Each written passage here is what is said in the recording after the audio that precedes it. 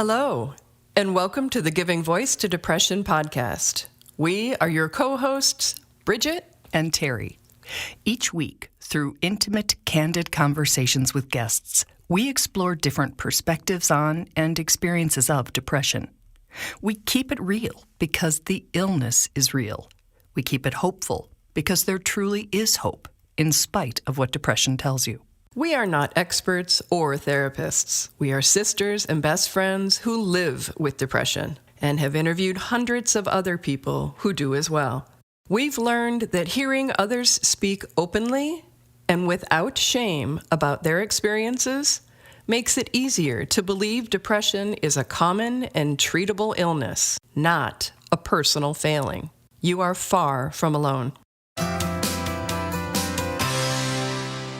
Hello, Bridget. Hi, Terry.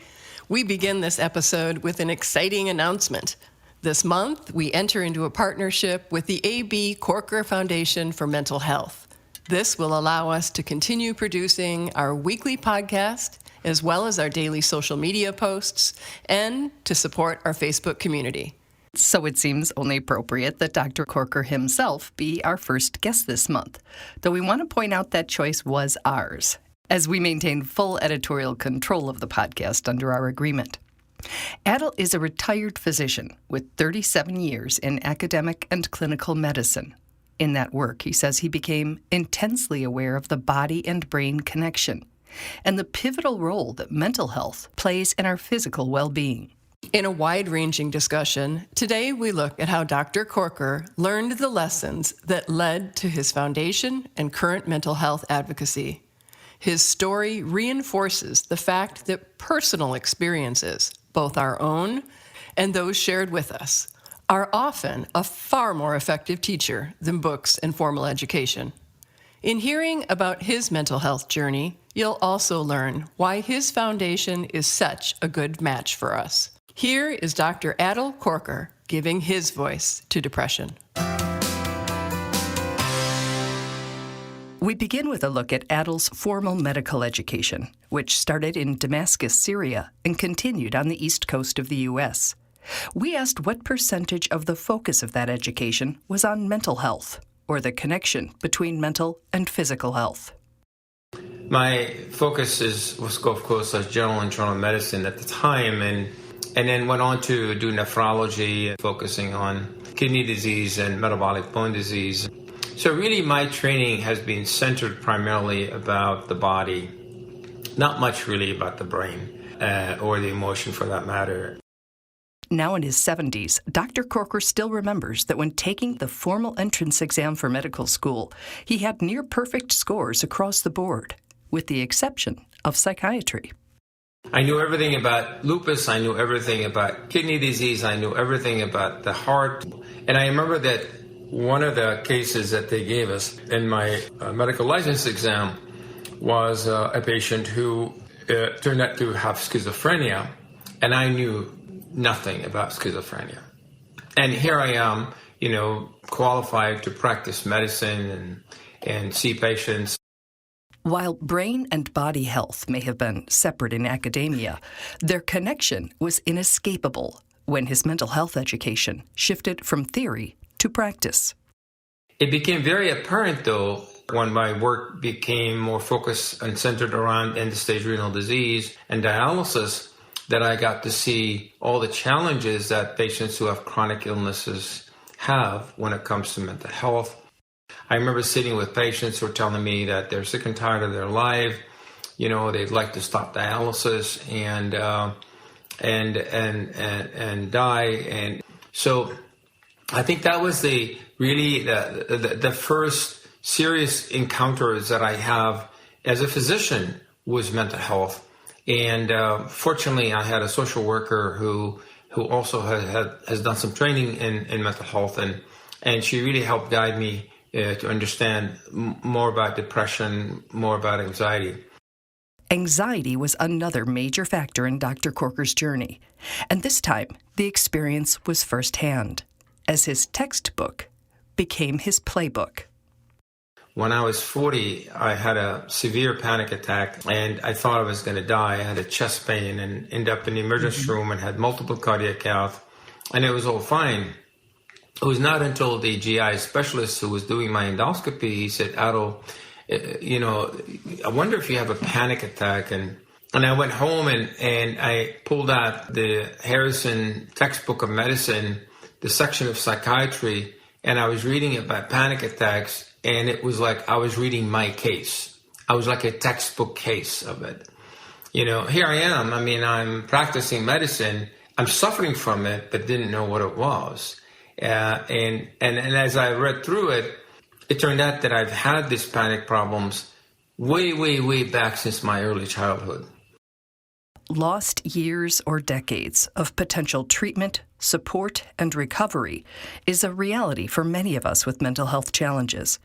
And even a medical degree doesn't change that fact, or the many hurdles to effectively treating and managing illnesses once they're diagnosed.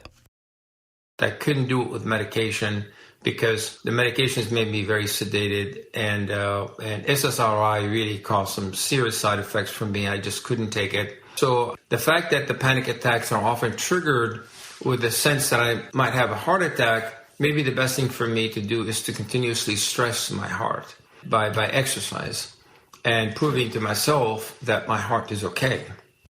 And for Adel, that's one of the tools that works really well. In fact, he says running has saved his life. And now it's helping save others, too. The AB Korkor Foundation's major fundraiser is a 5K run in 50 states in 50 days. That's actually where we met.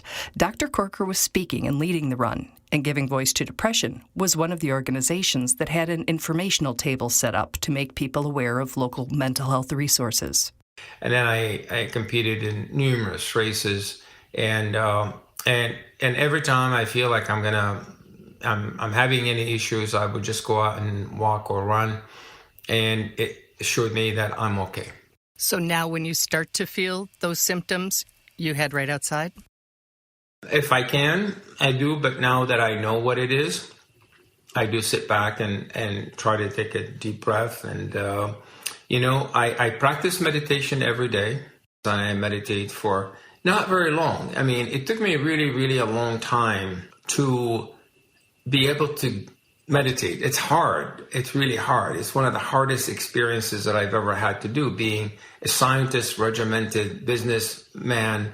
You always want to do things. You're always on the go. To really slow down is new and foreign to me. Another technique Dr. Korkor believes can help with mental health management is being mindful of what we focus on. It's a lesson he learned from a hobby. As a photographer, you're focusing on something because you see something really interesting and colorful, whatever it is, and then you want to capture that. If we do the same thing with our emotions, is we start looking for the colorful, beautiful things around us instead of the dark things around us. I think that we would definitely be a much happier and more satisfied with our life. And as somebody with depression, when I hear that, I think I am able to do that upstream and when I'm not in it. But having heard the stories of hundreds of people in addition to myself, I know that in it, the positive is just, I'll use the word inaccessible. Yes, and I can see that. I think we've all been in those dark holes. I know that after my divorce, I went through that very, very hard, but I think getting out of those dark holes is the skills that we really need to all learn and develop, whether we have depression or we don't. Survival is a mental game. Indeed, it's physical. You got to be strong, but you have to meet the mental challenge associated with that. The loneliness, the hardship, sometimes the pain and the aches. So it's something that we're not trained to do. We're trained to deal with the physical challenge, nutrition, but we're not trained with the emotional difficulties and the hardship that we can face. If you were training us to do that, both as a doctor and someone who has lived with anxiety and apparently occasionally depression, what would you tell us we need to learn or do, or what skills do we need to develop? I think the key to resilience in mental health is self-compassion. I think that we have to remember that we have to be willing to accept who we are, no matter what. I think that the self-acceptance and self-respect and self-love is something that we need to teach a lot more of. We tend to be, how good to others are we? But we got to remember that we got to be good to ourselves. And we have to have, despite all of my accomplishments and the things that I've done to people, I often frequently feel like I'm not done enough. And that is wrong.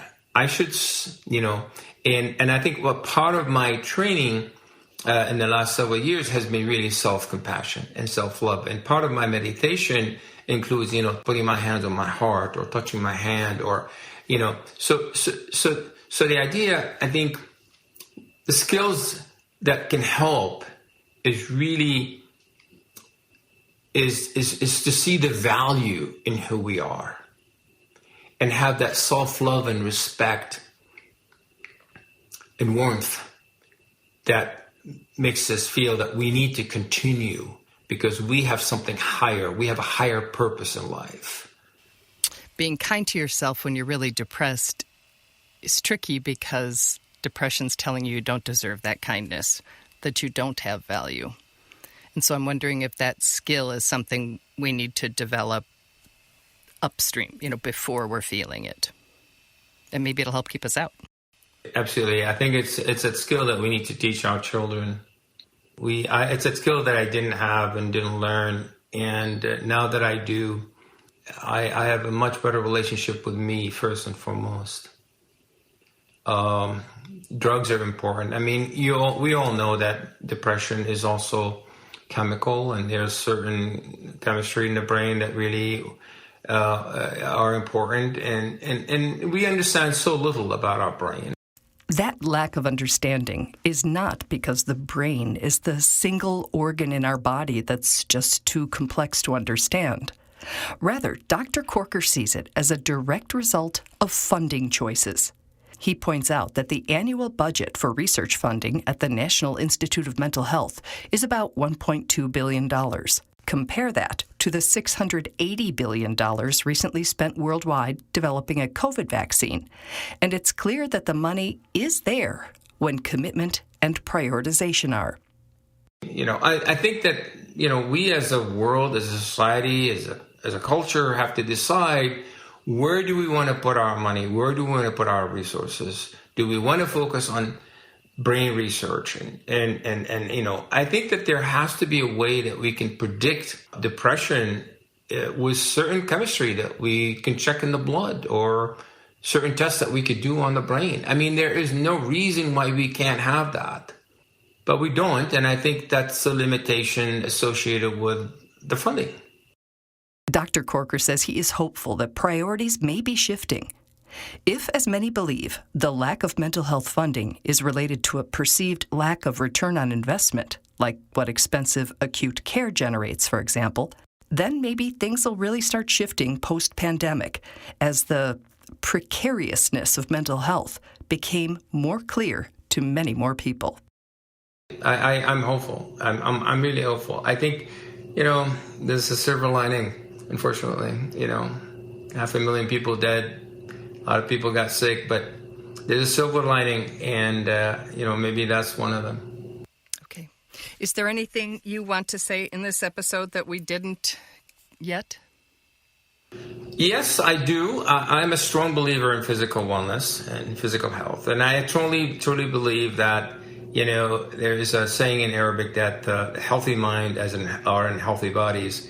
So I strongly believe that no matter what your mental health situation is, whatever it is that you're going through, remember that be kind to yourself. Eat right, exercise, sleep well, don't drink excessively, don't smoke, do all the good things that are important for your body, because that's where your soul rests.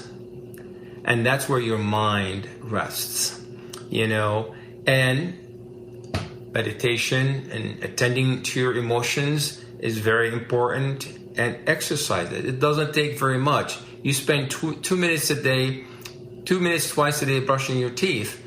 Spend about the same amount of time meditating. That's not a lot of time. That's 4 minutes, So taking care of your body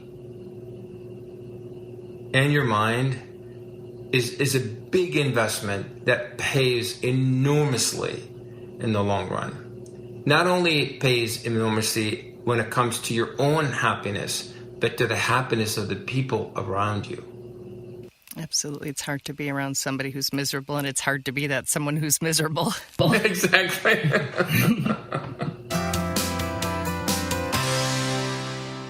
Boy, you're both laughing, but it is so true. Hard. Oh, it is hard. And no, there's nothing funny about it. As for that 4 minutes, though, I have to say, I can do that. Right? I can do that. I don't know that I can do it when I'm in, my lowest of lows, but I can most days do that. Mm-hmm. In fact, Terry, I think we should link to a 4-minute video that we used to both be committed to by Dr. Zach Bush, who we also interviewed. And he believes that 4-minute routine done once or twice a day is enough. And I totally agree with that, and think another set of things we should link to are the episodes we did on mindful self-compassion. So we will give all 3 of those links with this episode, so that anybody who's interested in minding where your soul and mind rests, as Dr. Korkor put it, will have those resources to tap into. And thank you to Dr. Korkor for not only sharing his journey with us all, but for partnering with Giving Voice to Depression. Thank you so much. And let's end with his reminder to remember self-compassion, self-respect, self-love, and self-worth and warmth. These are skills we need to develop, and I think you added probably not the best time to develop them is when we're in our pit. Right. So start now. Start now if you can, and start when you can if you can't do it now. Excellent. Thank you.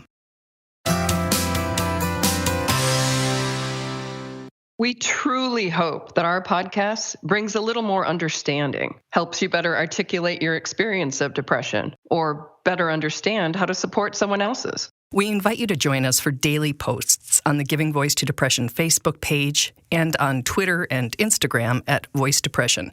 It is a comfort to be among fellow travelers on depression's dark road. And remember, if you're struggling, speak up. If someone else is, listen up.